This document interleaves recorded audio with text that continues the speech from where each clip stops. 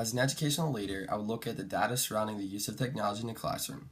I would use data-driven practices as the main driving force for incorporating technology into the school systems.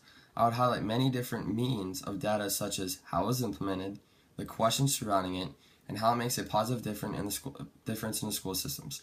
I think when you look at change, especially with adding technology into the classroom, I think you need to ask these three questions to be able to provide data to answer people's questions, because you're going to have a lot of teachers, especially if they're a little bit older, they may not know how to use technology in the classroom, or be unaware, or have a lot of questions surrounding it, especially with parents when you start to add these data-driven practices with technology. So therefore you need to be prepared to answer these three elements surrounding technology. As educators, we need to prepare our students for the 21st century and the abundant use of technology. We as a society are immersed into technology where we need things now. According to Scherer 2014, leaders need to establish a vision and implement a process that provides students with essential technologies, page 1. Letting my staff members know that this would be a district-wide plan that will help drive test scores and teacher effectiveness in the classroom will certainly grab people's attention. We will look at putting everyone on the same page so everything that we implement is unified across the board. Additionally, in my building, since it's a high school, we would implement this right away.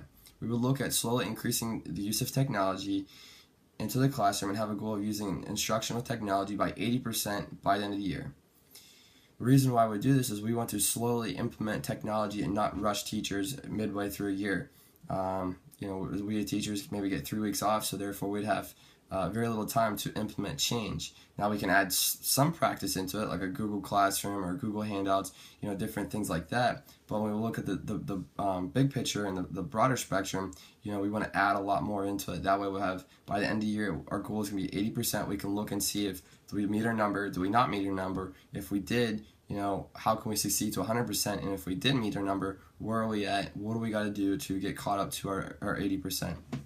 Because during the summertime, we want to make sure that our teachers are working professionally to add these data-driven practices by incorporating technology into the classroom, so that the start of the next school year we can be caught up and use these successful technology practices in the classroom. Lastly, with the digital divide, we will show the data and the effectiveness it has for the students and provide.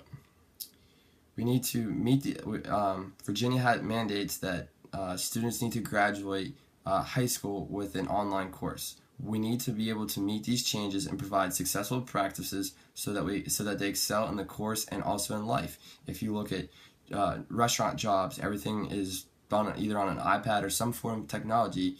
So the students need these basic competencies. With parameters in place, leaders must be able to consistently identify, foster, and support and promote 21st century pedagogy. Scherer, page 34, 2014. Lastly, technological practices are able to meet students' individual needs, which will help create and foster successful classrooms and, additionally, and most importantly, successful students.